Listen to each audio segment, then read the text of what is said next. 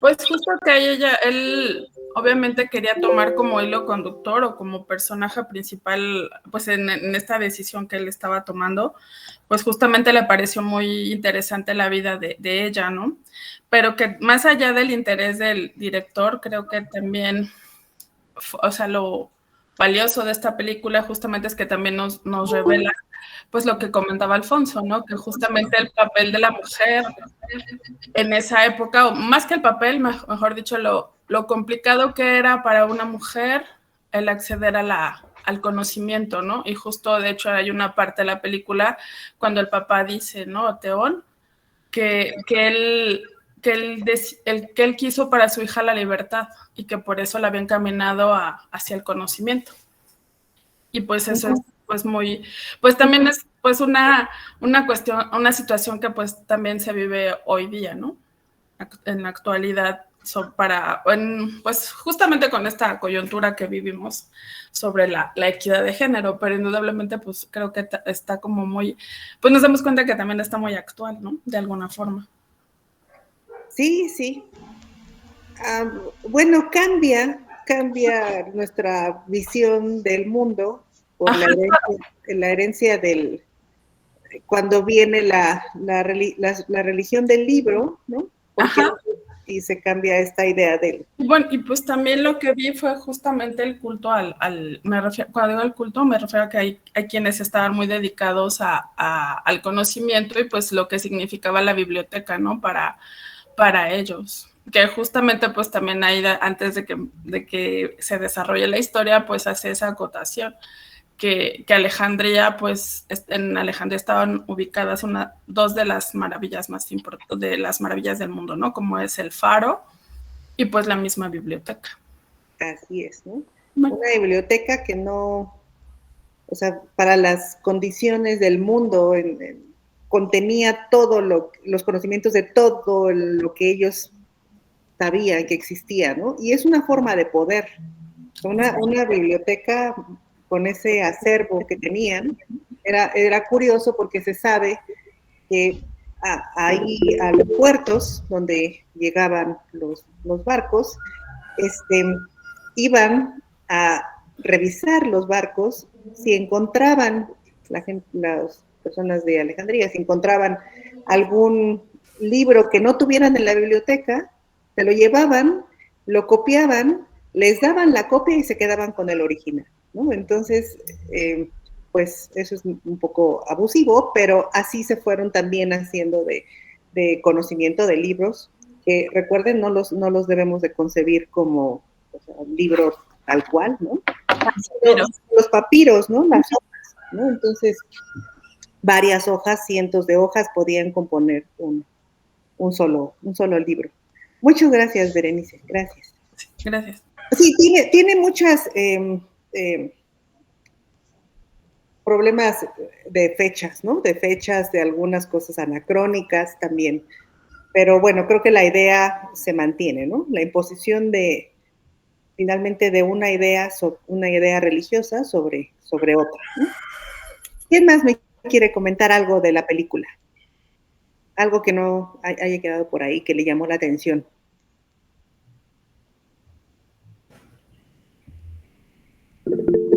Salomón, cuéntame. Hola, buenos días.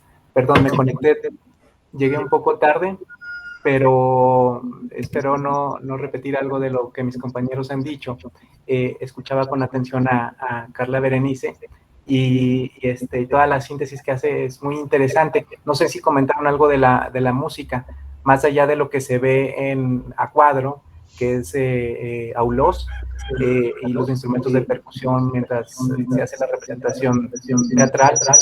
También lo que alcanzamos a escuchar, y bueno, se ven los créditos, no es que mi oído sea tan fino, pero también se escuchan otros instrumentos orientales, o bueno, lo que nosotros consideramos orientales, ¿no? El duduk, y creo que en la representación teatral, en los alientos se ve también la flauta, el ney se llama, creo yo. No sé si eso ya lo habrán comentado.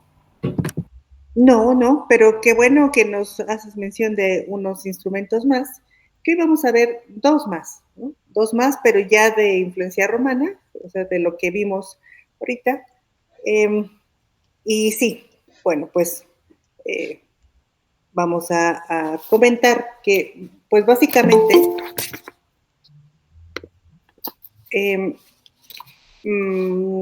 estamos viendo como un contexto, algo que va a llegar a tener va a imponer una forma de pensamiento, una forma de concebir al mundo, una forma de gobernar al mundo, que es la que va a determinar nuestra concepción también de cómo vamos a utilizar la música, ¿no? En la sesión anterior vimos que la música griega, en general, estaba íntimamente relacionada con las formas literarias, o sea, la Ilíada, la Odisea, las grandes tragedias, no las podemos concebir fuera de la música, ¿no? Disasociadas de la música, ¿no? Lo cual no significa que la música no tuviera una identidad propia. O sea, sí la tenía, pero pues definitivamente la podemos siempre unir con cuestiones de oratoria, ¿no? Literarias. En ese sentido, Platón, por ejemplo, en la República, no, Platón, sí, pero no tengo anotado en dónde, pero hay una cita de Platón que dice, y pienso que habrán observado una y otra vez lo pobre de la obra de los poetas cuando se la despoja de los colores que la música pone en ella y se la recita en prosa simple. Son como rostros que nunca fueron bellos, sino simplemente lozanos. ¿Y qué será de ellos cuando haya desaparecido la lozanía de la juventud? Y luego, aquí sí, en la República, señala que la melodía está compuesta de 3 elementos: palabras, armonía, con ello en la secuencia de intervalos, cómo vamos uniendo una nota a otra, y el ritmo. Platón nos menciona la importancia que hay en cada una de ellas. La armonía y el ritmo deben seguir a las palabras y después la melodía se unirá al texto poético, ¿no? O sea, es lo que también le va a dar un poco de ritmo a cómo se va recitando. Entonces, recuerden, para los griegos, pues esta idea de la educación musical era parte también de la gimnasia, era parte...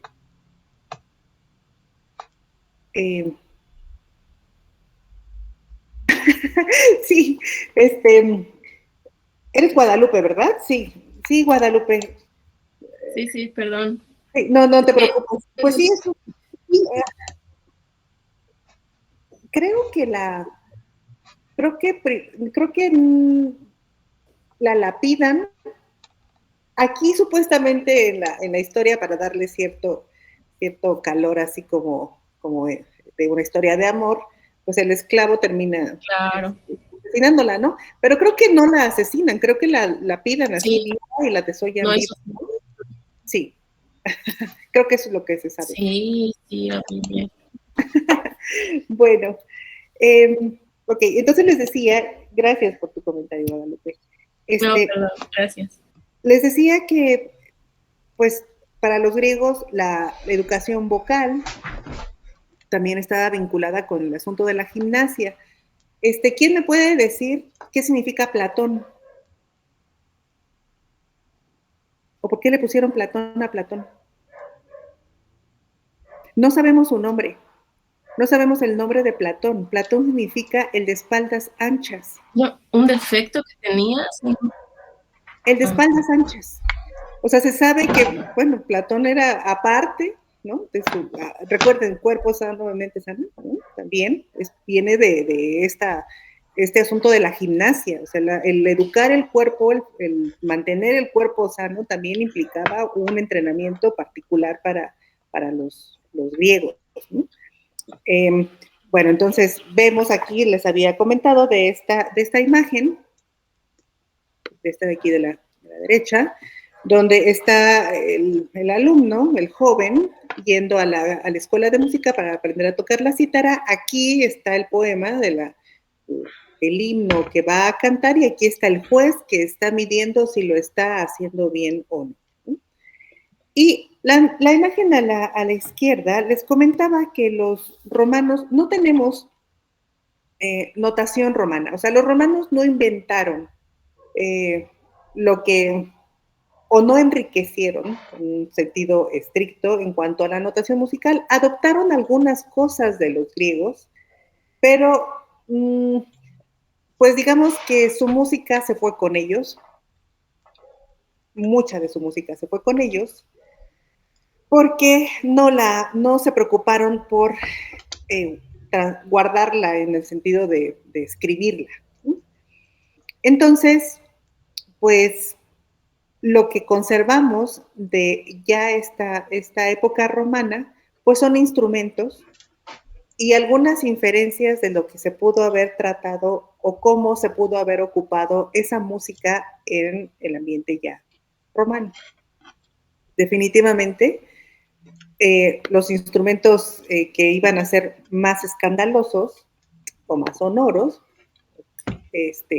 pues iban a ser los instrumentos que se iban a poder utilizar en espectáculos públicos y que iban a poder escucharse a lo lejos, ¿no? Tal es el caso del aulos, por ejemplo, ¿no? Pero en este mosaico que está ubicado en África, no en Roma, en África,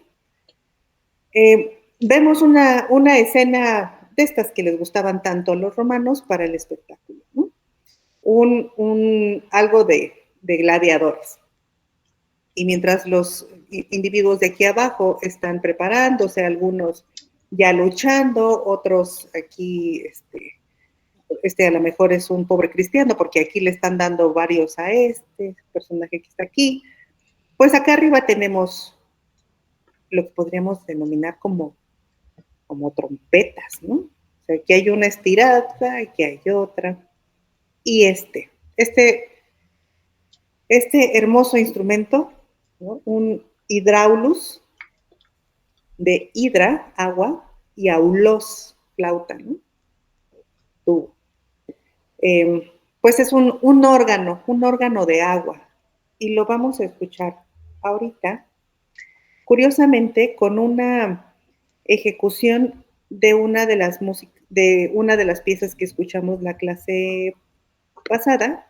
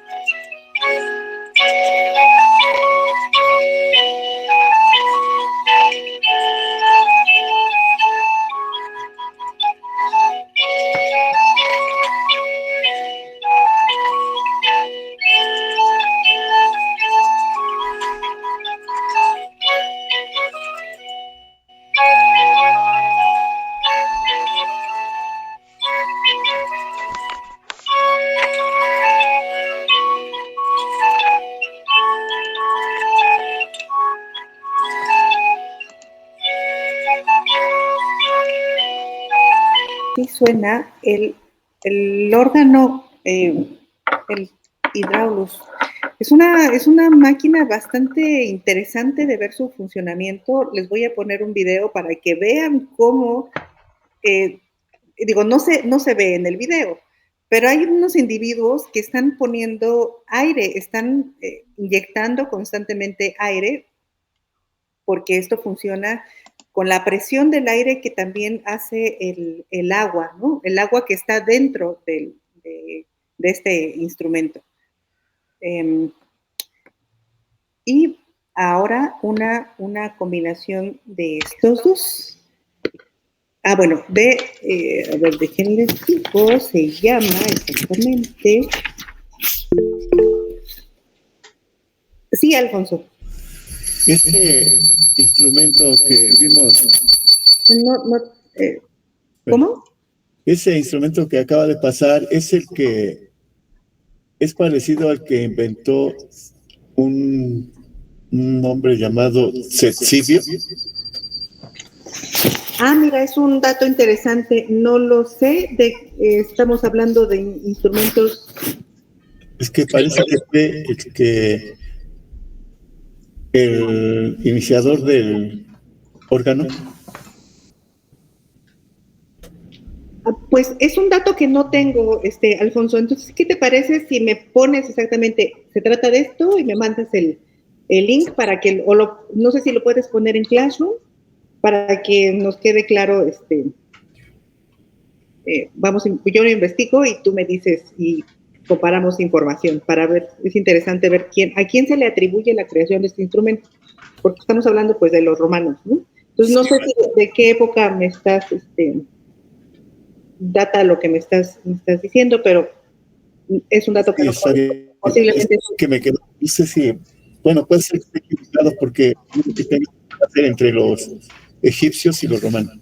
Ah, mira, pues sí, a lo mejor sí. Entonces, si hay un dato de quién lo inventó, pues bueno, pásamelo, por favor, ¿no? Lo voy a buscar, pero también pásamelo. Te lo agradecería. Sí, gracias. Bueno, pues entonces aquí vemos, vamos a ver, este instrumento que es el hidráulus, ¿no? El órgano de agua, y vemos también a dos personajes sentados, están aquí, sentaditos, que están tocando la buchina. La buchina es una especie de corno, ¿no? Y luego, bueno, hay uno que está tocando la trompeta, ¿no? Una trompeta. Y bueno, pues vamos a escuchar a qué suena el hidráulus con una buchina, con uno de estos que están aquí.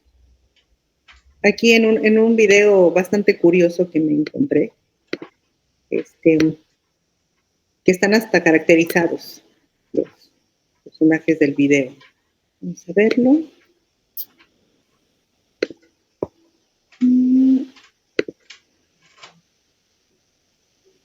Internet.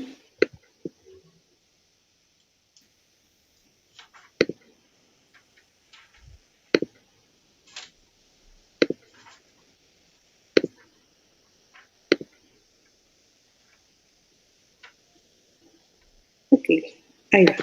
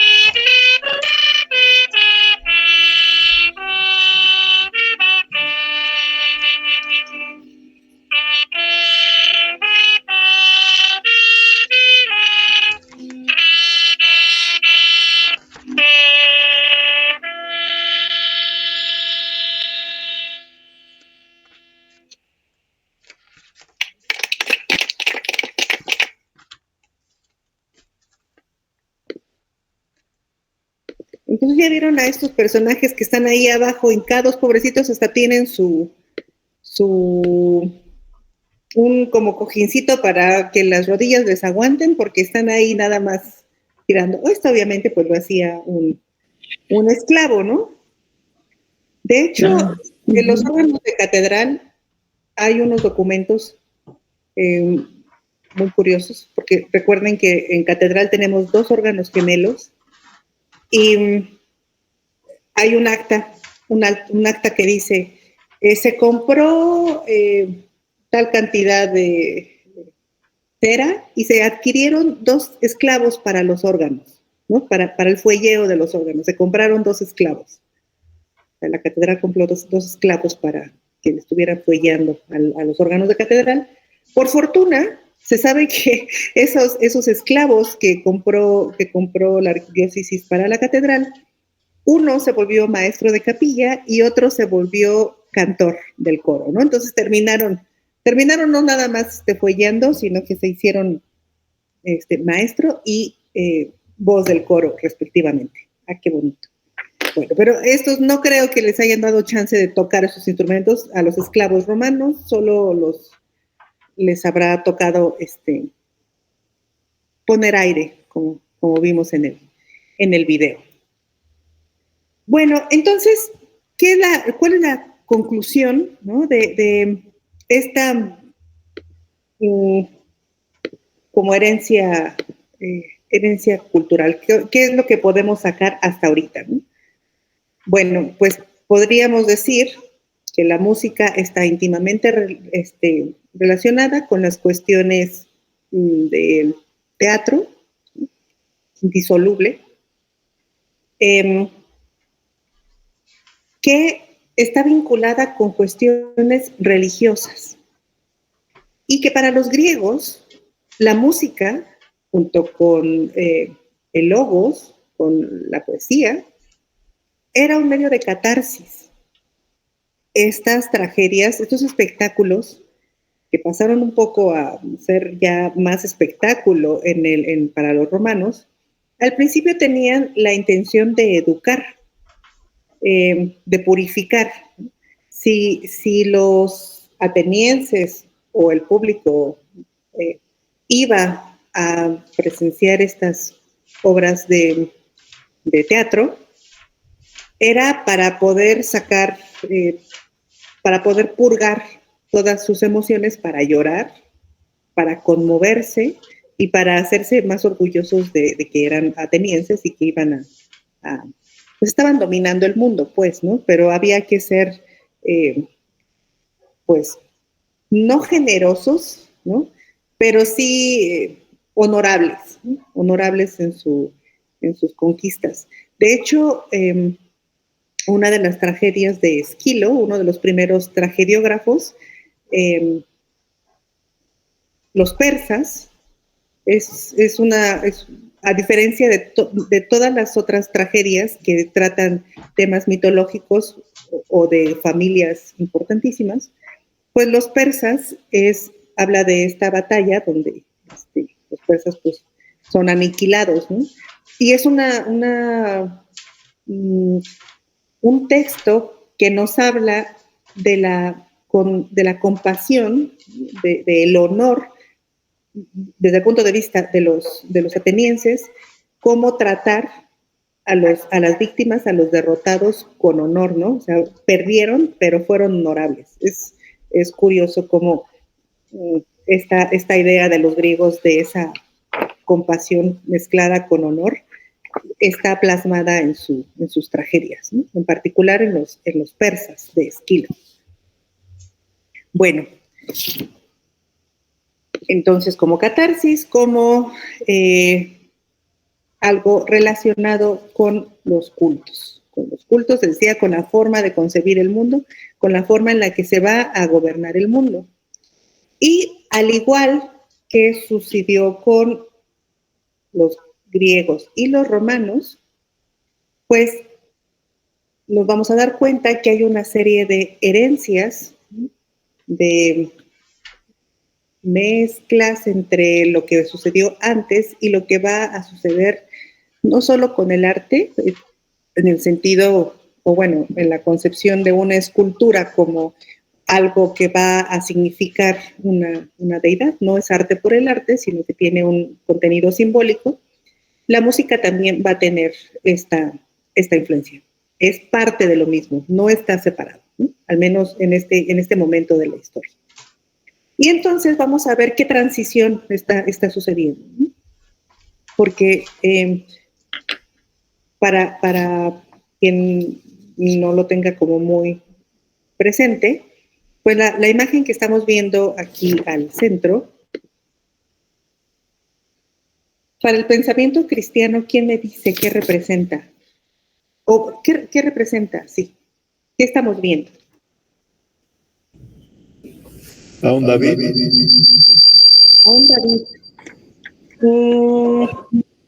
Sí. El cordero es Jesús, ¿no? Es el símbolo de Jesús. ¿No? Ajá, ¿quién más? ¿Quién más? A ver, pónganlo en el chat, a ver, vamos a ver.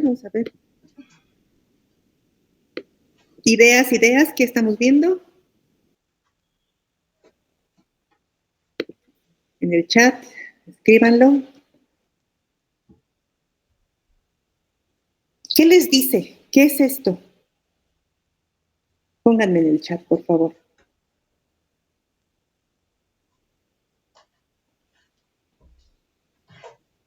No veo anotado nada.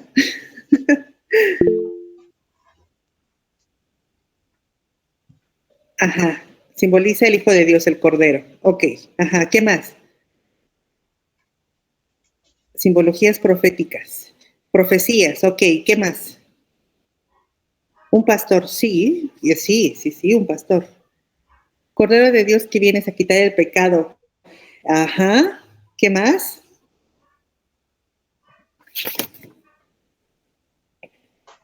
Es David.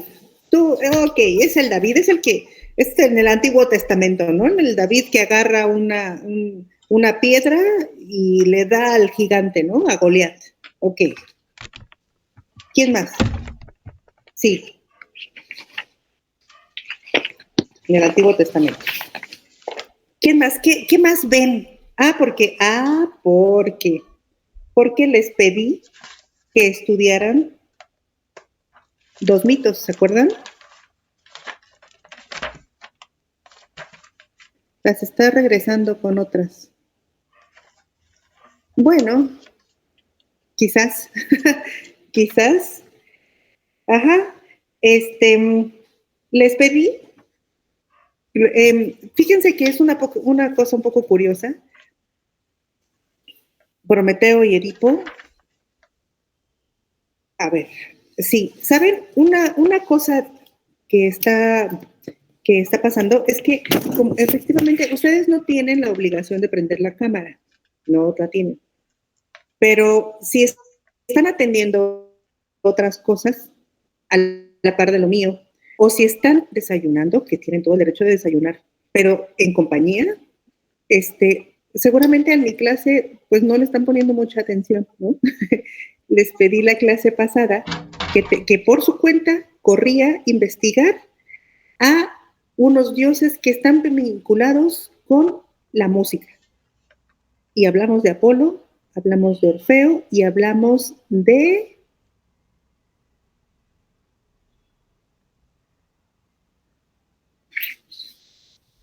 Dionisio. Gracias. Dionisio.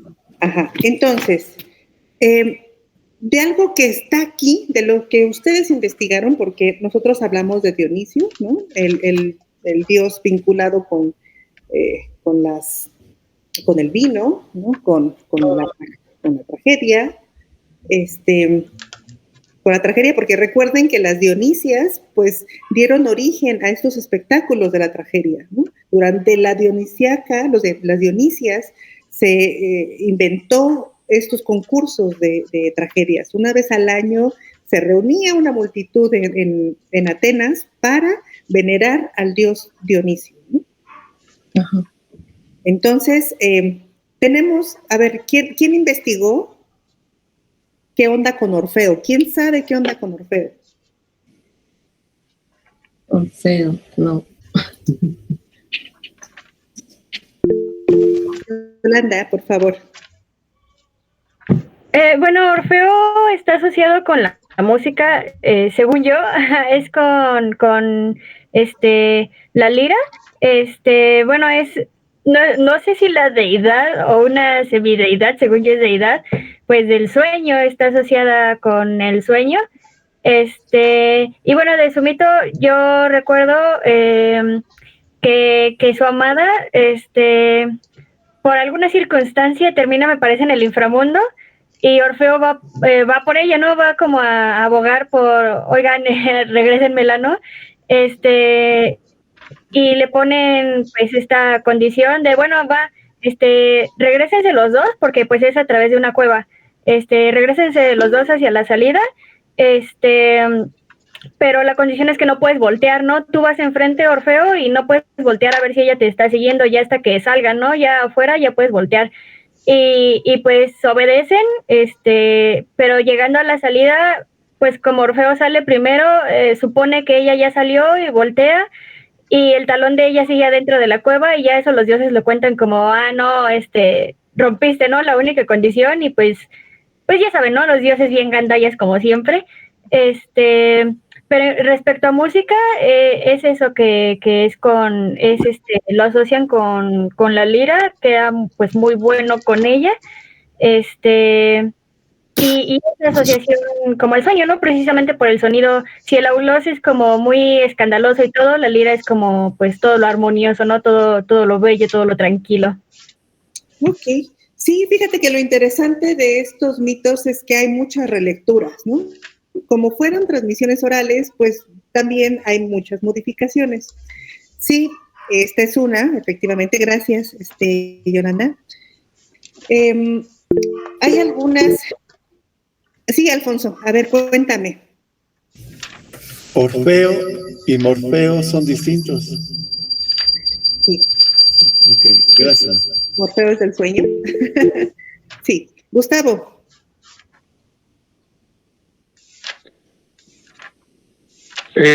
Yo solamente quería comentar que justamente hasta donde mi memoria me ayuda a recordar, Orfeo y Eurídice fue la primera ópera escrita y representada. No sé si mi información sea correcta, pero tengo algo al respecto en mi bagaje ahí almacenado. Ok, Gustavo. No la primera, pero sí una de las más importantes, ¿no? Sí se considera que antes de Monteverdi ya hubo cosas semejantes, ¿no? Una anterior a la de Monteverdi, que ya es cantado, que ya es esta reinterpretación que hicieron los barrocos de lo que entendían por tragedia. Ellos decían, así se hizo la tragedia, así era, y así lo estamos haciendo nosotros. Bueno, pues ya vimos que no tanto, pero con esta idea de que se estaban representando las tragedias, se hizo una que se llama Representación del ánima y el cuerpo, de Caccini, años antes, ¿no? Lo vamos a ir viendo cuando lleguemos a barroco. Pero, sí, es que, por eso les decía, estos mitos son fundacionales. O sea, estos mitos nos van a acompañar gracias, Gustavo, durante todo el curso y toda la vida. Entonces, cuando vemos iconografía, cuando vemos pinturas, a ver, vamos a hacer un ejercicio. A ver cómo...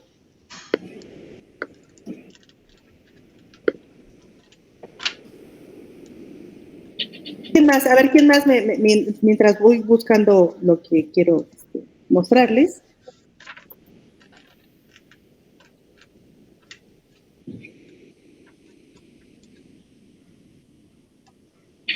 ¿Quién más me cuenta? Algo más que vea en estas imágenes. De las de la presentación. ¿No? Bueno, a ver. Berenice, Carla, por favor.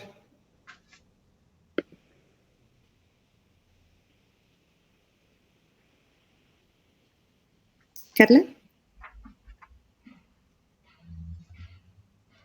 Perdón, es que no me abierto el micrófono. Digo que es una evocación desde diferentes perspectivas, ¿no? De un hombre con un cordero, que es el moscóforo, no me acuerdo, que es una ofrenda hacia Atenea. Y que es, bueno, ahorita lo que sí ya investigué sobre el moscóforo es que, por ejemplo, Pablo Picasso también la hizo. De aquí la verdad desconozco cuál sea, pero al final son varias varias representaciones de esta misma evocación hacia ese... Hacia el... Ok. Sí. Okay, sí, ahorita vamos a ver, ya después veremos qué nos dice Picasso, ¿no? Ya después veremos. O sea, ahorita vamos a... O sea, un ejercicio particular, aunque lo voy a romper en este momento, un ejercicio particular es intentar remitirnos a la época, solo a la época. ¿Qué pasó en esto? ¿Qué está sucediendo aquí? A ver, hablamos en la clase pasada, la clase anterior, hablamos de Dionisio, ¿no? Y hasta les conté la historia, ¿no? Les conté, bueno, pues ya se los estoy contando, ¿no? A ver, que a partir de estas imágenes que estamos viendo en la pantalla, ¿no? Bueno, ya les dije, es Dioniso, ¿no? Y el sátiro Marcias. Entonces, vean nada más que si no reconocen el mito, vean de cuántas obras se están privando de identificarlas. Vean cuántas veces el mito de Marcias y Dionisio se ha representado en el arte.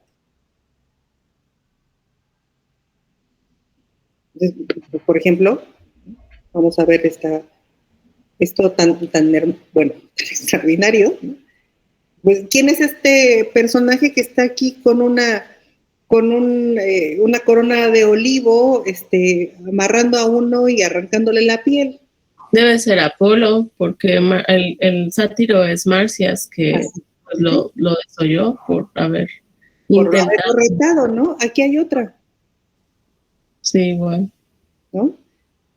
O sea, quizás no identifiquen el estilo, quizás no identifiquen la época en que se pintó, pero pues aquí está un personaje así como tocando el laulos y aquí está otro más con su lira.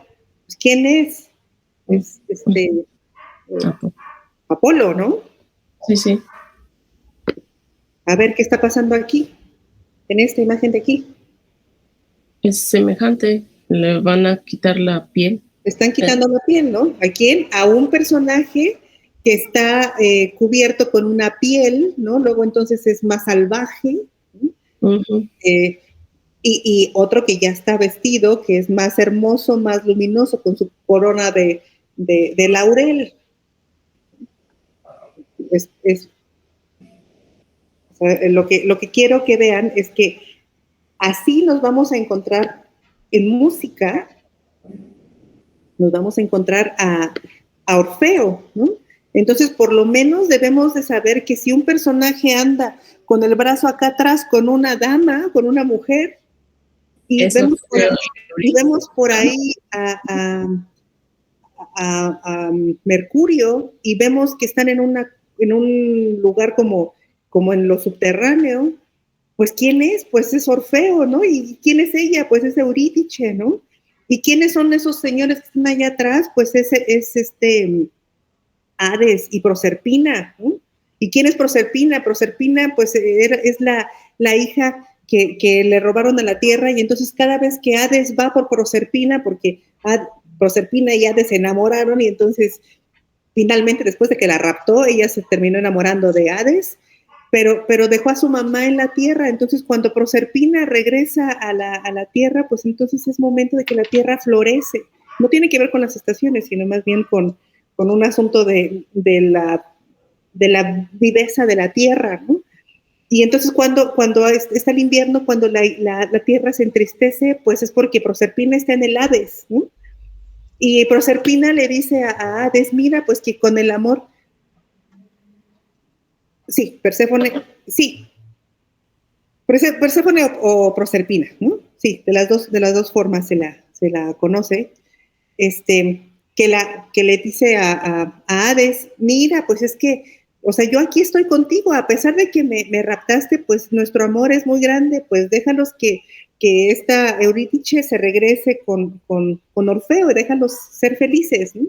Y bueno, pues Hades se conmueve, no solo por la música de Orfeo, sino también por el amor de Proserpina, y la deja que se vaya, ¿no?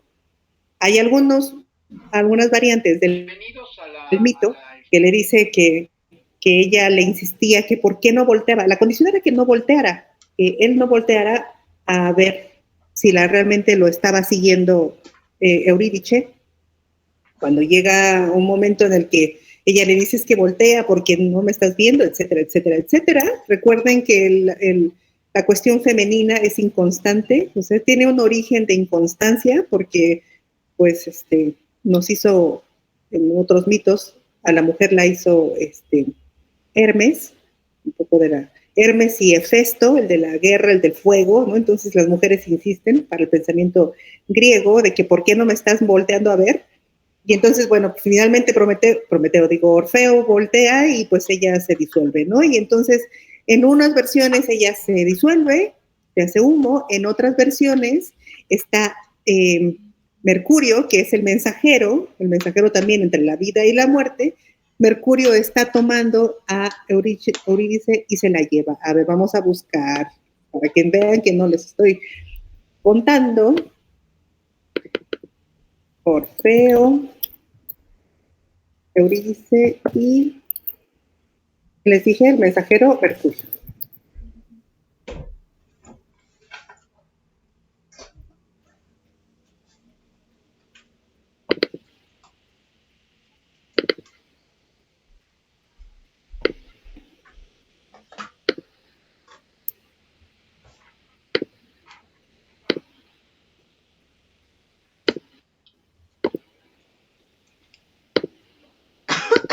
Miren qué mosaico tan hermoso.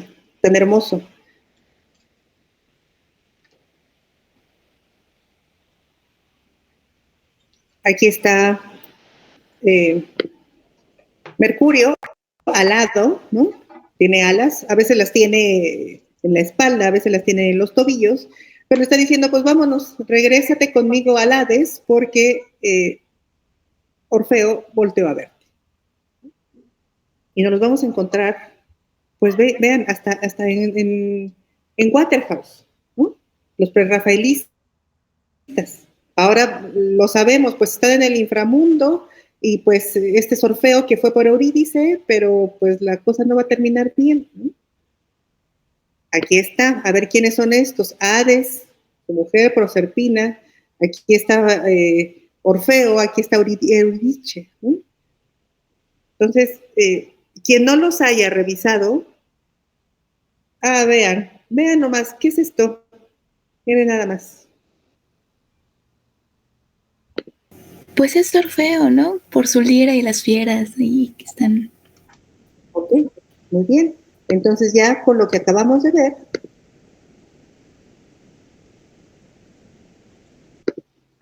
vean nada más cómo se va combinando, ¿no? Cómo se va complementando, se va transformando. Este es un adorador sumerio, en Sumer. Estamos hablando de 6,000 años, 3,000 años más o menos antes de Cristo, ¿no? Porque estuve viendo que la rueda se inventa en el año 3,500, ¿no? Antes de Cristo. Entonces esta escultura debe de ser más o menos del 3,400, 3,300, ¿no? Pero es un adorador. ¿Qué tiene que ver un adorador de Sumeria con este personaje que vemos aquí? ¿No? Y con este personaje que vemos aquí, con Orfeo, ¿no? Y con este personaje que vemos aquí, que es el buen pastor. ¿A alguien le suena? Bueno, perdón por el chiste, pero por aquí cerca hay una iglesia que se llama El Buen Pastor y al lado hay una taquería. Perdón por el chiste local, pero cuando estoy hablando del Buen Pastor, en nuestra concepción, en la concepción que sean, sí, esto es una advertencia. Estoy hablando de hechos concretos. Mucha de la información que yo les estoy ofreciendo, a excepción de que yo les diga, es mi opinión, será mi opinión y generalmente estará fundamentada. Todo lo demás son pruebas, estudios musicológicos, estudios históricos. Entonces aquí no hay ninguna intención de apelar a las creencias de cada quien. Lo único que estoy haciendo es demostrar con cuestiones investigación, cuestiones científicas que se pueden fundamentar, de dónde sale una cosa y hacia dónde deriva. Y esto va sin ninguna intención de ofender o apelar a los principios teológicos de nadie, ¿no? Bueno, entonces, el buen pastor, pues ya para la concepción de los cristianos, ¿sí? Va a ser, pues, esta figura del Mesías que toma a la oveja descarriada, ¿no? Que la toma otra vez para él, ¿no? Bueno, una protección. Pero, bueno, pues esta figura ¿de dónde se inspira? Pues se inspira de Orfeo, porque también la música de Orfeo domina a las fieras. Orfeo puede estar rodeado de fieras, ¿no? De eso que esta imagen está pues rodeado de fieras, y bueno, pues eso también se podría parecer a todas las fieras que era el pueblo de Dios que estaba perdido, ¿no? También esto podría interpretarse con eso. Y en efecto, no sé quién me mencionó que este buen pastor moscóforo, este moscóforo que también, este es griego, que está aquí después del sumerio, es griego, y este ya es romano, ¿no? El en medio. Evidentemente ya para los romanos y para los griegos, pues no tienen esta figura del cordero como la figura de Cristo, ¿no? O mucho menos el personaje como Cristo, porque las ovejas descarriadas pues también somos nosotros, ¿no? Para el pensamiento cristiano. Y entonces, pues esto era un personaje que llevaba una ofrenda, que llevaba pues sí, la ofrenda para las fiestas de los dioses en Grecia, ¿no? Entonces, vemos cómo se van haciendo relecturas, y esto a gran escala, pues también nos está pasando a nosotros en la música, ¿eh? O sea, una cuestión que estaba vinculada con la religión pasa a convertirse después a una expresión individual, ¿no? Pero en este momento, hay que tenerlo claro, lo insisto, hay una vinculación en todo, o sea, está el mundo religioso. Para esta época antigua, no creer, como se lo mencioné en la primera sesión, no era posible. A nosotros nos resultaría un poco extraño, pero en esta época no había incrédulos, ¿no? Se tenía que creer en algo. Bueno, entonces, esto me sirve para que vayamos viendo cómo se van haciendo apropiaciones, como los cristianos, que es a lo que vamos ahorita, se fueron adueñando de cosas que estaban a su alrededor. Y entonces, tengo una historiadora aquí, Carla. Bueno, sí, Carla, este video que yo voy a ponerles en este momento nos va a dar una pequeña idea de lo que estaba sucediendo ya en esto que va a ser después de este esplendor griego, ¿no? Después viene lo romano, y en qué momento va a entrar la influencia del arte que nosotros vamos a desarrollar hasta nuestro momento, ¿no? A ver, vamos a ver, permítanme, busco el video.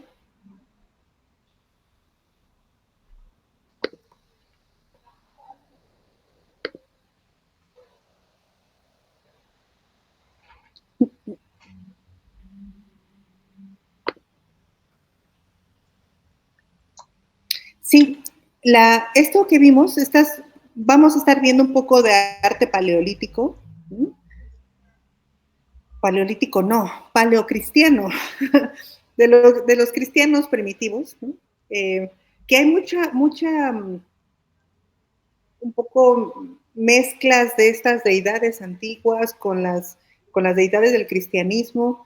Recuerden que la imagen que nosotros tenemos, nos guste o no, la imagen que tenemos del Cristo barbado, pues es un Zeus. equivale a un Zeus, porque las primeras representaciones en este arte paleocristiano, Cristo se representa como este jovencito, pues no era tan grande cuando pasa lo que cuenta el gran relato, sino que pues, el asunto de la barba, pues no era tanto, ¿no? Se representa niño, se representa joven. A ver, permítanme, voy a buscar el video que es solo informativo, pero que nos sirve para ver cómo es que este mundo que está en Grecia se va a decantar, se va a orientar hacia una zona geográfica estratégica, ¿no? Que va también a tener una influencia en la zona de Oriente.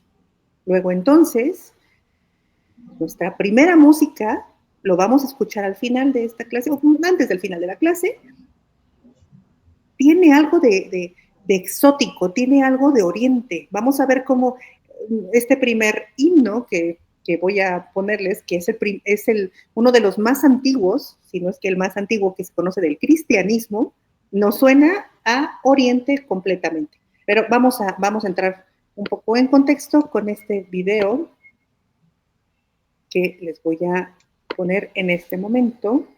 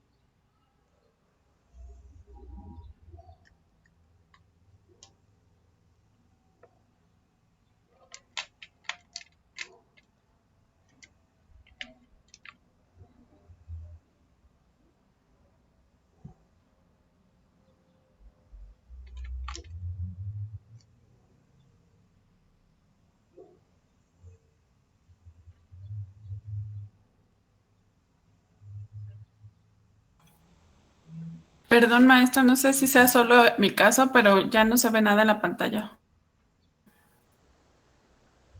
Ahora sí, ya se ve. Maestra, su micrófono.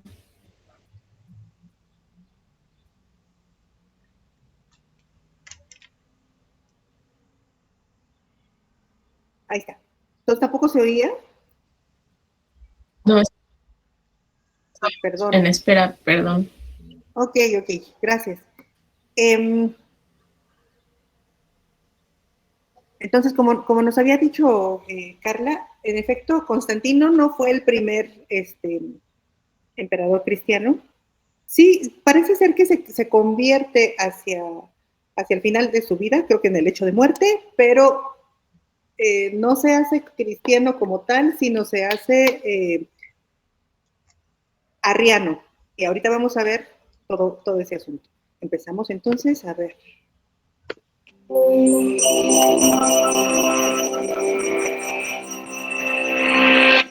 Most history books will tell you the Roman Empire fell in the 5th century CE. But this would have come as a great surprise to the millions of people who lived in the Roman Empire up through the Middle Ages. This medieval Roman Empire, which we usually refer to today as the Byzantine Empire, began in 330 CE.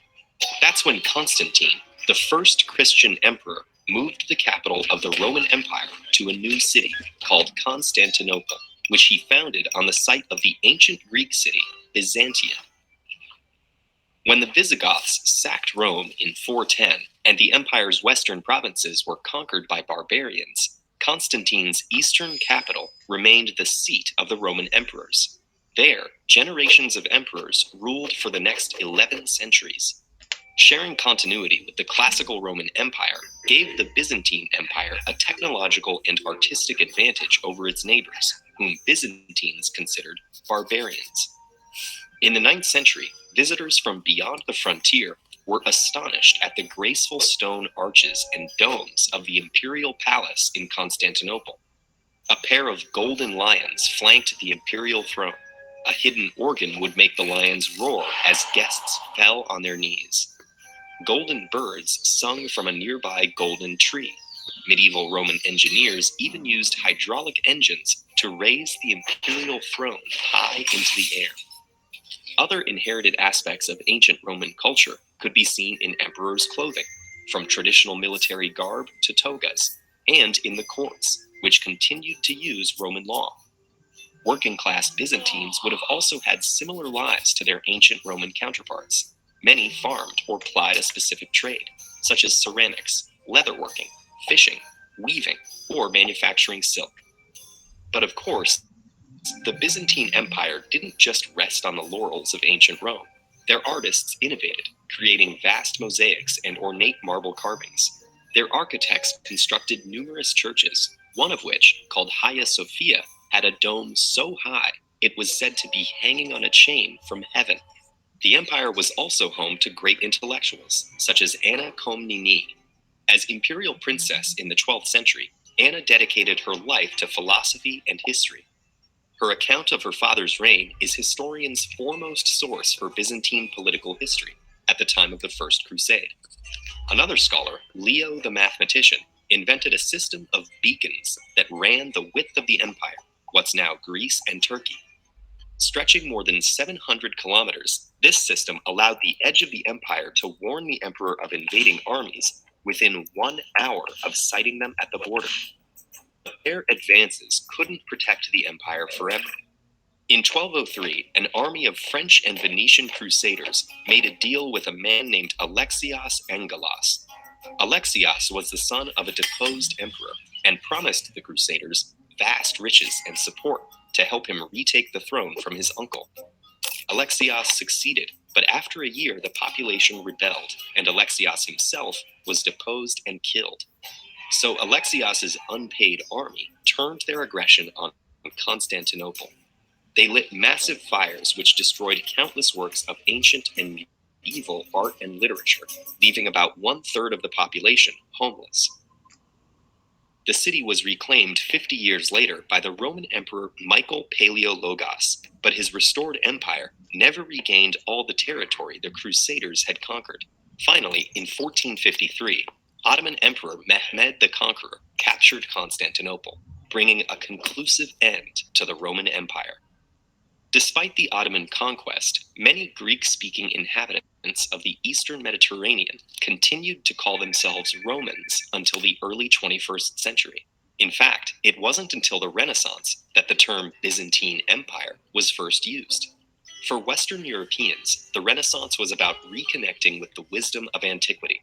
And since the existence of a medieval Roman Empire suggested there were Europeans who'd never lost touch with antiquity, Western Europeans wanted to draw clear lines between the ages. To better distinguish the classical Latin-speaking pagan Roman Empire from the medieval Greek-speaking Christian Roman Empire, scholars renamed the latter group Byzantines, and thus, 100 years after it had fallen, the Byzantine Empire was born. Want to learn more about the Byzantine Church mentioned?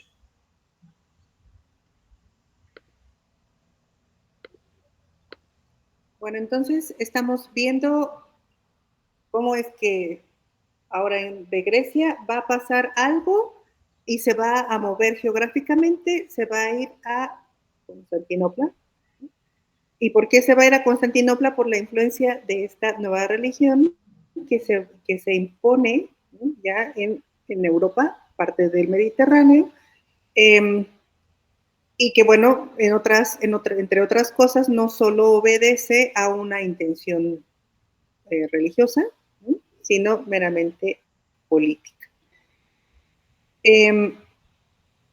¿Cómo llegamos a esto? voy a contextualizarlo, quizás no todos estén familiarizados.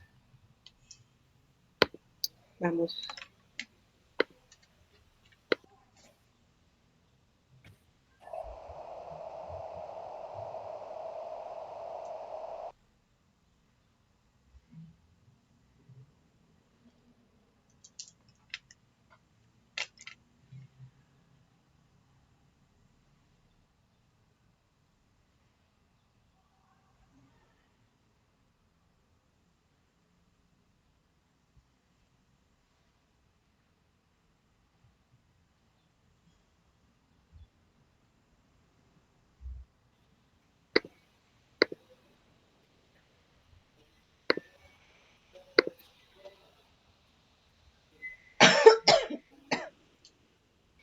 Okay.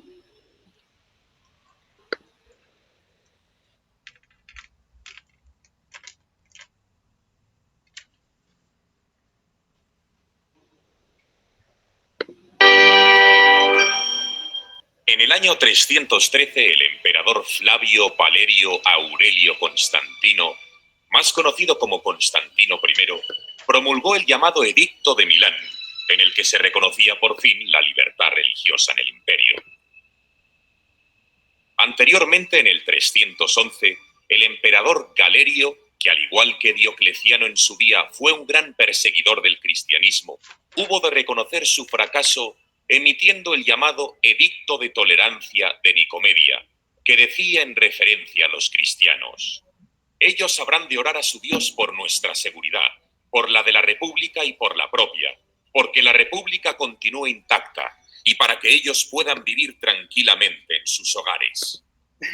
Ah, sí, podían orar a quien quisieran, pero tenían que pagar impuestos, ¿eh? O sea, ora a quien tú quieras, pero tienes que pagar. O sea, mientras no dejes de pagar impuestos, haz lo que quieras.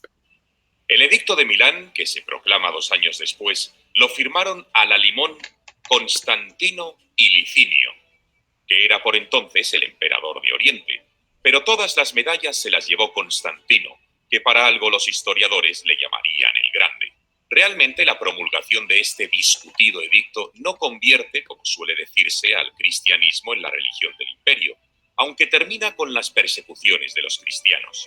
De hecho, hay quien pone en duda que Constantino se convirtiese al cristianismo según lo que se puede contemplar en el Arco de Constantino, inaugurado 2 años más tarde del Edicto de Milán, en el 315. En el arco, que conmemora la victoria en la batalla del puente Milvio, que le enfrentó a Magencio en el 312, no aparece ninguna referencia ni señal cristiana.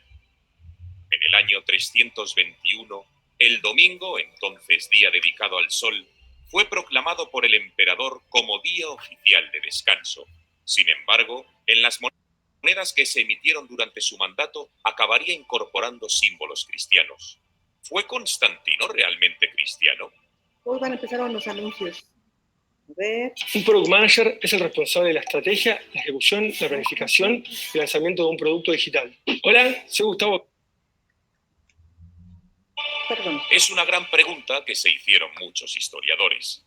Dice la leyenda que la noche antes de la batalla del puente Milvio, Constantino tuvo una visión y marcó sus escudos con la señal de Cristo. Con este signo vencerás. Esta insignia fue el Lavarum, estandarte que los ejércitos del emperador llevarían enhiesto desde entonces. El hecho de que Constantino mantuviese iconografía pagana no debe confundirnos. Constantino patrocinó el cristianismo con la construcción de basílicas como San Juan de Letrán y San Pedro en Roma, o la Basílica de la Natividad en Belén. Lo que sí parece es que Constantino fue prudente y se supo adaptar muy bien al tiempo en el que le tocó vivir. Constantino observó los cultos tradicionales y no se reconoció cristiano hasta el año 314, en la carta dirigida a los obispos reunidos para el Concilio de Arles. A partir del año 324, desde la derrota de Licinio, manifestó su fe en un solo Dios verdadero en distintos textos oficiales. Su profesión de fe fue honesta o interesada. Hoy los historiadores se suelen decantar por lo primero. En esos días del siglo IV había varias versiones del cristianismo circulando por ahí, Así que la religión única no era realmente única o una sola. Por eso el obispo Osio de Córdoba, de origen hispano, preocupado porque el cristianismo se subdividiera, convenció al emperador Constantino de que hiciera un concilio, es decir, una reunión de obispos, para que todos juntos decidieran qué aspectos de la nueva fe eran verdaderos y cuáles eran herejías, y así unificar las creencias, digamos, oficiales. El concilio se celebró en Nicea, en la actual Izmik, en Turquía, en el año 325, y en él se estableció el credo, que significa yo creo, una profesión de fe que posiblemente escribió el mismo Osio. Hoy en día el credo se recita en las misas cristianas y en él se enumera lo que creen los cristianos. Todo lo no incluido en él o que contradiga lo que se dice pasará desde entonces a ser herejía. A ver, sí. Y esto es importante, porque una diferencia entre los arrianos, de quienes vamos a heredar el gusto por el canto en las ceremonias litúrgicas, entre los arrianos y los cristianos, la diferencia está en decir que el Dios Padre no podía ser Padre, Hijo y Espíritu Santo. O sea, esto es una cuestión de dogma que es como irreconciliable en nuestro pensamiento moderno. Ha causado muchas muertes, ¿no? Porque esto, bueno, se ha traducido en guerras de religión. Y entonces, entre también otras cosas, pues los arrianos decían que Dios no podía haber sido Dios Padre, solo había uno, pero Dios Hijo, al ser Hijo hecho carne, ¿no? Encarnado, y peor aún, muerto, pues también había un problema, ¿no? Entonces, por eso está hablando aquí del credo. Nuestro, el credo del cristianismo es creo en un solo Dios Padre, ¿qué? Que es Padre, que es Hijo y que es Espíritu Santo, algo así dice, o sea, las tres cosas, ¿no?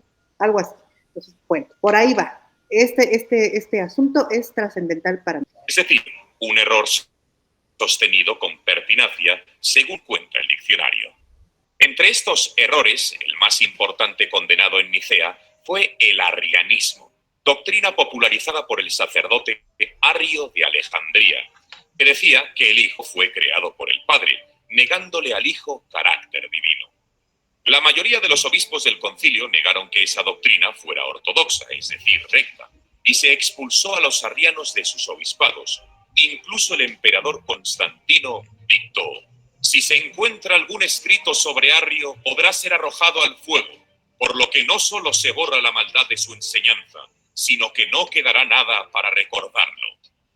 La expulsión de los obispos arrianos trataba a la vez de cortar de raíz la fuente de la herejía contraria a la apuesta imperial por el credo niceno. De todas formas, pasado poco tiempo, se perdonó a los arrianos, que volvieron a sus sedes y siguieron difundiendo sus doctrinas como si tal cosa. De hecho, Jerónimo de Estridón cuenta que Constantino se bautizó antes de morir en el arrianismo. Vaya por Dios, le administró el santo sacramento Eusebio de Nicomedia, ferviente defensor de la doctrina de Arrio. El mismo Eusebio de Nicomedia que tiempo atrás había sido condenado al exilio por el mismo emperador, después del concilio de Nicea. Arriano o no, la historiografía considera a Constantino el primer emperador cristiano. Tradicionalmente se ha establecido así, hasta el punto que la estatua ecuestre de Marco Aurelio, hecha en bronce, cuya réplica está en la Plaza Capitolina de Roma, ha sobrevivido hasta la actualidad sin ser fundida o destruida, porque antiguamente se pensaba que era una estatua del cristiano Constantino. Por otra parte, y a modo de anécdota, y si se nos permite la ironía, Constantino mandó asesinar a su sobrino, a uno de sus hijos y a su segunda esposa, acciones digamos que poco cristianas, aunque esto sea irrelevante. Arrio murió un año antes que el emperador, en el año 336 en Constantinopla, donde según las malas lenguas fue envenenado por los otros cristianos. Pero a pesar de todo, su doctrina prosperó y Constancio II, hijo y sucesor del emperador Constantino, tras imponerse a sus dos hermanos, fue arriano. Y no solo eso, sino que envió a Eusebio de Nicomedia, obispo arriano de Constantinopla, a evangelizar al pueblo bárbaro de los godos. Este Eusebio nombró a su vez obispo por primera vez a un godo llamado Ulfilas, que también ejerció de misionero entre estos bárbaros de origen pagano, a los que Roma contrató para defenderse de los hunos. Constancio II murió sin descendencia y fue proclamado emperador su pariente Juliano, sobrino de Constantino, en el año 361. Intentó sin éxito rebrotar por última vez un agonizante paganismo. Aunque fue educado como cristiano arriano, renegó públicamente de su fe declarándose pagano y neoplatónico, motivo por el cual pasó a la posteridad como Juliano el Apóstata. Su reinado fue breve. Le sucedió Joviano, más breve aún. En el 364, Valentiniano fue elegido emperador. Poco después, nombró a su hermano Valente coemperador de la parte oriental. Valente también fue arriano y parece que, entre otras cosas, se dedicó a perseguir a los cristianos no arrianos. En la época de Valente, los caudillos godos Alavivo y Fritigerno fueron admitidos en el imperio y cruzaron el Danubio junto con unos 200.000 de los suyos, todos muy godos y ahora arrianos. Porque Alavivo y Fritigerno, paganos en origen, se hicieron arrianos y por eso apoyaron a Valente. Y Valente les apoyó a su vez ante Atanarico. El caudillo Atanarico, leal a la tradición germana, no quiso cruzar el Danubio buscando el asilo romano. Junto a unos cuantos leales, acabó refugiándose en los montes Cárpatos sin apearse de su paganismo. Cuando Valente ascendió al cielo cristiano-arriano tras morir en la batalla de Adrianópolis, subió al poder el hispano Teodosio, que decidió oficializar de una vez la religión cristiana dentro del imperio. Quiso que esta religión fuera el cristianismo de Nicea. La interpretación. Soy Elder Ávila. Soy la hermana Palma Reyes. Soy la hermana Ábalos Latín y somos los misioneros. Venimos de todas las partes. Interpretación dominante en Occidente, y para ello emitió un nuevo edicto, junto con Graciano y Valentiniano II, esta vez en Tesalónica, en el año 380. Edicto bautizado como a todos los pueblos, donde queda todo atado y bien atado. Queremos que todos los pueblos que son gobernados por la administración de nuestra clemencia profesen la religión que el divino apóstol Pedro dio a los romanos. Según la doctrina apostólica y la doctrina evangélica, creemos en la divinidad única del Padre, del Hijo y del Espíritu Santo bajo el concepto de igual majestad y de la piadosa Trinidad. Ordenamos que tengan el nombre de cristianos católicos quienes sigan esta norma, pero por lo que se refiere a los otros, pues en nuestro juicio ellos son locos insensatos, decretamos que sean señalados con el ignominioso nombre de herejes. La iglesia dirigida por el Papa en Roma generalmente se distingue de otras iglesias llamándose la católica. Católico, por cierto, significa universal. De hecho, muchas iglesias actuales, que no dependen del Papa de Roma, se consideran católicas, por lo que el término puede resultar confuso si no atendemos al contexto. Volviendo a Roma, Flavio Teodosio, natural de Cauca, posiblemente la actual Coca en Segovia, había tratado de unificar la religión del imperio en un solo dogma, condenando el arrianismo y otras sectas emergentes en el segundo concilio ecuménico tras Nicea, el concilio de Constantinopla del 381, donde se formula la versión definitiva del tema de la Santísima Trinidad, afirmándose: el Espíritu Santo, al igual que el Padre y el Hijo, tienen condición divina. Ya de paso que estaban fijando la religión, el Papa Dámaso, que era por cierto de Galaecia, decidió una lista definitiva de libros reconocidos que formarían parte de la Biblia, lo que se conoce como el canon bíblico, organizándose de esta manera: por Osio I y por Teodosio y San Dámaso después, todos hispanos. La religión católica tal y como la conocemos.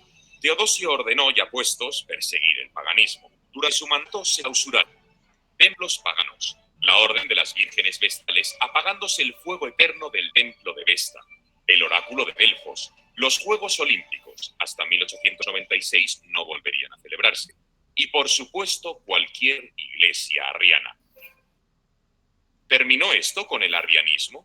Pues más bien no, porque como los godos eran arrianos, ambas versiones del cristianismo siguieron conviviendo en lo que antes había sido el Imperio Romano, tolerándose mutuamente, hasta que el nuevo rey arriano, el hispanogodo Recaredo, se convirtió junto con los demás visigodos al catolicismo en el año 589, 200 y pico años después del Edicto de Tesalónica. Firmó el acta del Tercer Concilio de Toledo como Flavio Recaredo. ¿Unificó esto por fin a la religión católica? Pues tampoco, pero eso ya es otra historia.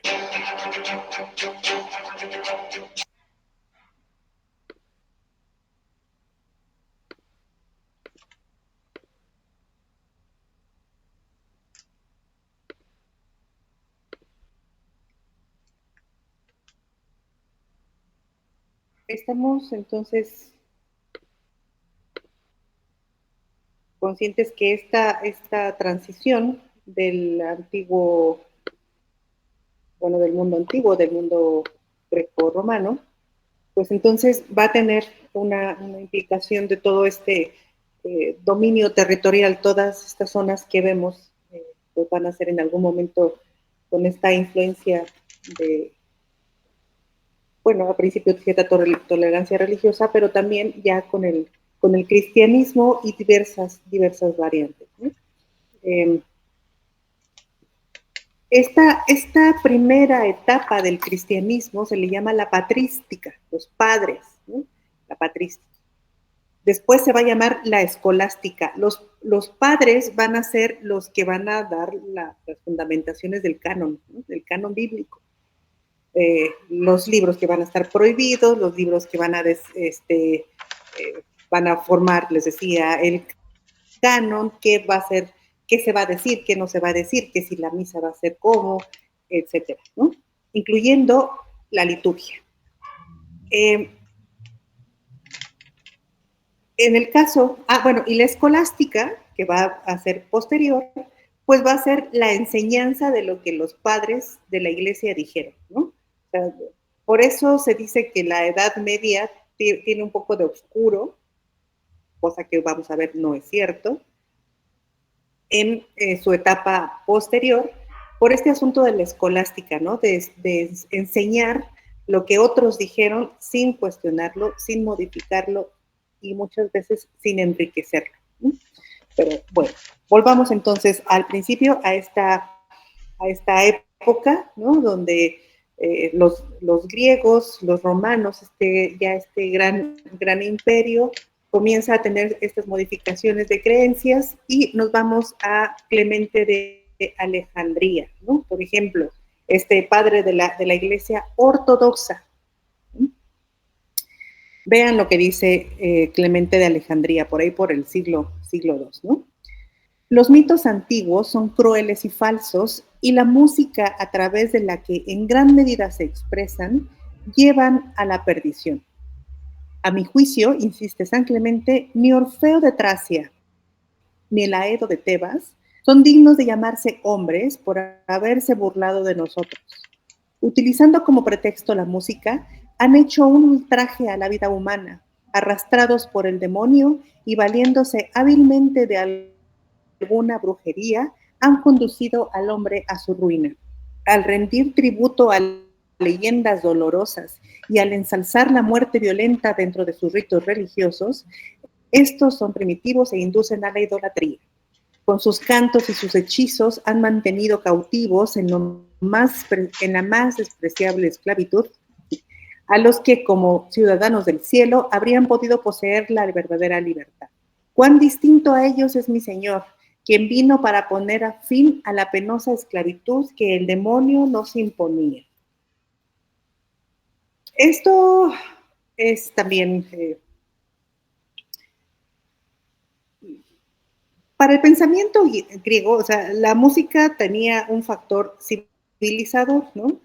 En especial la música que podía darnos Apolo, pero también tenía una cosa de perdición, ¿no? La que se transmitía por Dionisio, ¿no?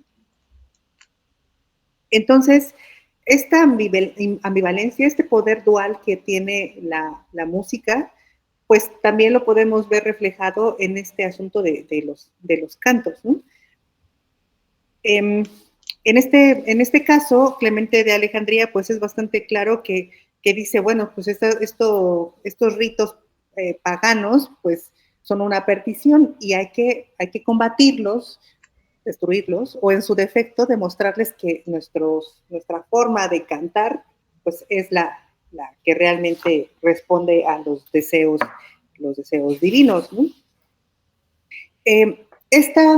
Como vimos en el video anterior, hay varias corrientes del cristianismo y estos cristianos ortodoxos, pues algunos mantenían ciertas similitudes o preferencias con algunas doctrinas que ya no existen para nosotros, ¿no? Que han sido desechadas por el canon de la Iglesia Universal Católica Romana, Apostólica Romana, que nosotros concebimos ahorita, ¿no? Entonces, esto que nos menciona Clemente de Alejandría, bueno, pongo aquí otra cita, dice, observa lo poderoso que es el nuevo canto, continúa San Clemente, vamos a ver qué tan nuevo es. Los que de otro modo habrían muerto, los que no habían tenido antes ningún contacto con la verdadera y auténtica vida, reviven tan pronto escuchan el canto nuevo. Además, es precisamente este canto el que integra la totalidad de la creación en un orden melodioso y concilia los elementos en discordia, motivos de sobra por los que el universo entero debe hallarse en armonía con dicho canto. Hay algo más elevado en ese canto puro, estancia del universo y armonía de todas las cosas, que se propaga desde el centro hasta la circunferencia y desde los confines extremos hasta el centro. A ver, esto que está mencionando aquí, estancia del universo y armonía, tiene que ver con los pitagóricos. Algunos de ustedes quizás han escuchado lo de la música de las esferas. La música de las esferas ya no tiene una aplicación práctica, de hecho nunca la tuvo. Todo fue una concepción matemática, filosófica, porque la escuela pitagórica no solo se remite a una cuestión de cuestiones matemáticas, sino religiosas, era una concepción de un modo de vida. Acuérdense que los pitagóricos no comían alimentos lenitivos, o sea, que les producieran gases, ¿no? Por ejemplo, porque eso, pues, afectaba cierto orden del cuerpo. Y en el caso de la música pitagórica, pues, la música de las esferas, el universo, pues aquí lo vemos un poco con una relectura ya medio, adaptada a las necesidades del cristianismo, pero que conserva esta idea de lo intelectual, del topos uranus, de la forma que está de pensamiento, que es lo privilegiado, el logos, el pensamiento, y no tanto lo material, ¿no? Esta influencia de la música pitagórica como algo conceptual va a contar con la aprobación general, ¿no? Entonces, una música instrumental, la música per se, como lo conocemos nosotros ahora, con estas reglas, con esta concepción instrumental, pues no va a ser muy apreciada, por lo menos en esta época, o solo la música que está dedicada a una veneración como un medio de culto es la que vale la pena. Entonces, bueno, aquí les pongo a otro gran padre de la iglesia que también nos habla de estos salmos, estos cantos que, como podemos inferir, pues van a ser parte, una adaptación de los ritos judíos. O sea, recuerden que el cristianismo fue una secta judía, y que estos cultos primitivos, como quizás lo vieron en la película, pues estaban todavía bueno, no, en la película ya hay una clara diferenciación entre judíos y cristianos, pero en un principio, pues recuerden, según el relato, Cristo siendo niño va a hacer un discurso los doctores en un templo judío, ¿no? Entonces hay que tener claro que también esta forma de cultos religiosos pues están vinculados con el judaísmo, ¿no? Entonces vamos a ver qué dice San Basilio de Cesarea. El salmo da tranquilidad al espíritu, es árbitro de paz, limita el desorden y el tumulto en el ámbito del pensamiento, puesto que calma las pasiones del espíritu y modera sus desarreglos. ¿Quién considerará todavía a otra persona como su adversaria después de que en compañía de ella haya elevado un canto a Dios? Un salmo es obra de ángeles, decreto celeste, emanación del espíritu. Oh sabia invención del maestro, quien previno que podíamos a un tiempo cantar y aprender cosas provechosas y que las doctrinas mediante este sistema se grabarían con mayor profundidad en la mente. O sea, pues sí, cantar algo también implica una cierta memorización. Y si a esa cuestión que queremos que se memorice hay una intención de ganar adeptos, pues entonces la simbiosis es perfecta, ¿no? Además, consideren que no, aquí este aspecto de la compañía, ¿no? O sea, de la fraternidad que nosotros podemos comprender ahora, pues suena muy bien, ¿no? Pero recuerden que en estas épocas necesitan ganar poder, ganar adeptos, ganar población. Es importantísimo que el Señor que está allá delante de mí crea en lo mismo que estoy creyendo yo, porque eso va a dar poder, va a dar legitimidad, ¿no? Va a organizar a una población cada vez más grande. Entonces, aunque parezca hermoso, y quizás para algunos personajes de esta época hubo una convicción real, para otros también hay un interés político, ¿no? Un interés de estructura social, y eso también lo vamos a ver en nuestro establecimiento del canon de la música, ¿no? Para los arrianos se sabe que la música era parte del culto religioso, y para los cristianos católicos, la iglesia, la otra que va a tomar ya el poder después de apagar estas sectas, porque los arrianos eran unos, pero yo traigo a colación los arrianos porque eran los que utilizaban el canto como parte de su liturgia. Los cristianos católicos no les gustaba el asunto del canto en la liturgia, pero como lo estamos viendo, el canto tiene un poder importante en hacer comunidad, en hacer que la gente se aprenda lo que está diciendo, en cosas también de catarsis, cosas que hemos visto, ¿no? Y entonces dicen, bueno, pues no nos gusta lo que hacen los arrianos, pero vamos a tener que adoptar esta forma de culto porque se los están llevando a todos. Aquí no puede ser que el padre diga la misa en latín, que nadie entiende, y que pues no se pueda compartir una cuestión de comunidad, y vamos a incorporar los cantos a nuestra liturgia.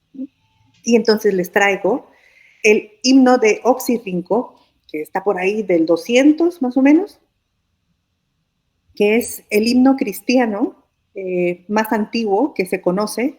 Aquí lo tenemos, el papiro, que como lo pueden ver, pues está incompleto, no se conserva todo, pero pues que sí nos da una idea de que por lo menos en estos primeros años, pues había cantos escritos, ¿no? Algunos escritos. Me van a decir, bueno, pues estás diciendo que no hicieron adaptaciones en Roma, no hicieron innovaciones en cuanto a la escritura musical.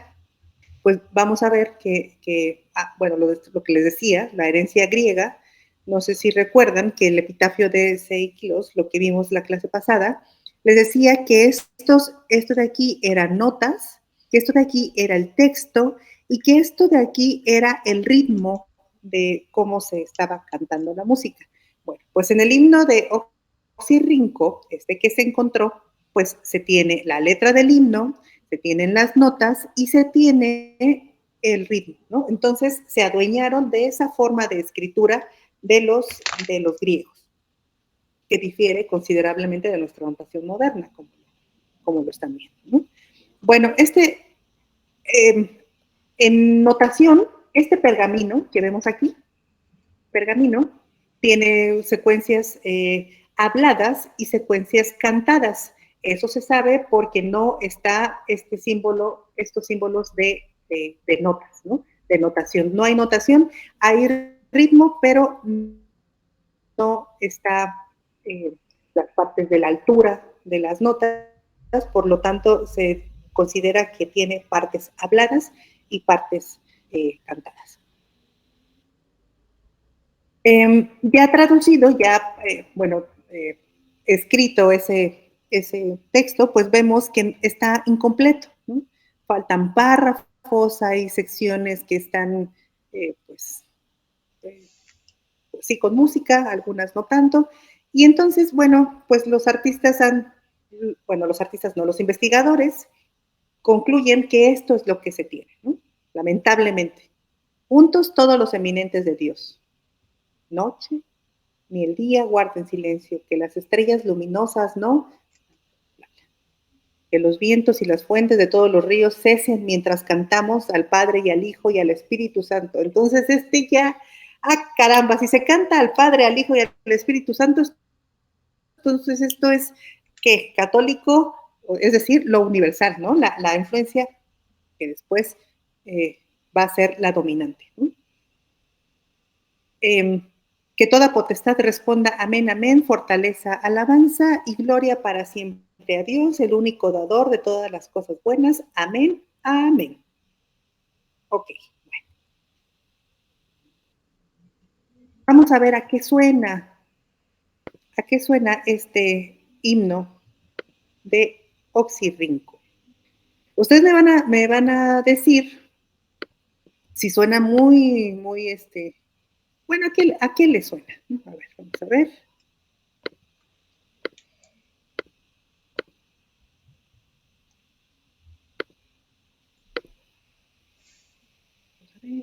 Aquí está. ¿A qué suena este primer himno, de acuerdo con los investigadores, de hace 2300 años?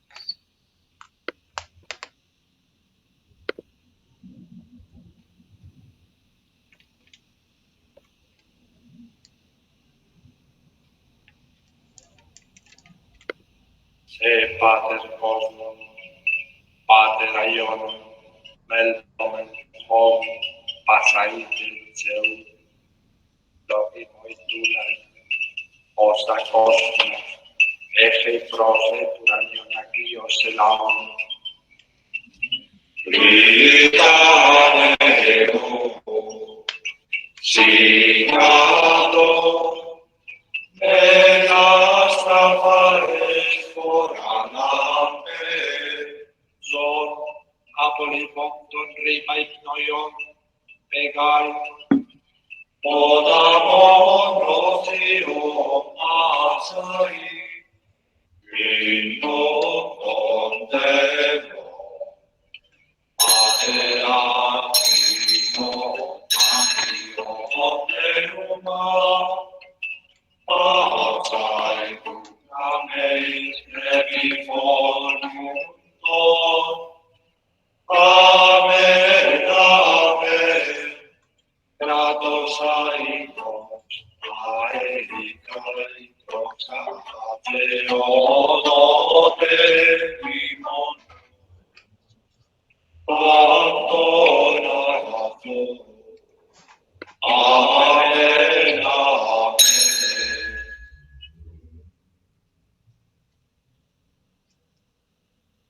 Pater cosmos, pater aion, melpomen hom, pasaite seu, logimoi dulai, osa cosmos, eje prose turanion agios elaon. Vita Deo, Sigato,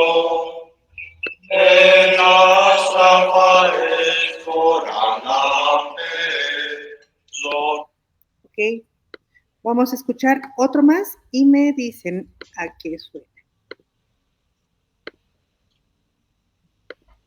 Uno más.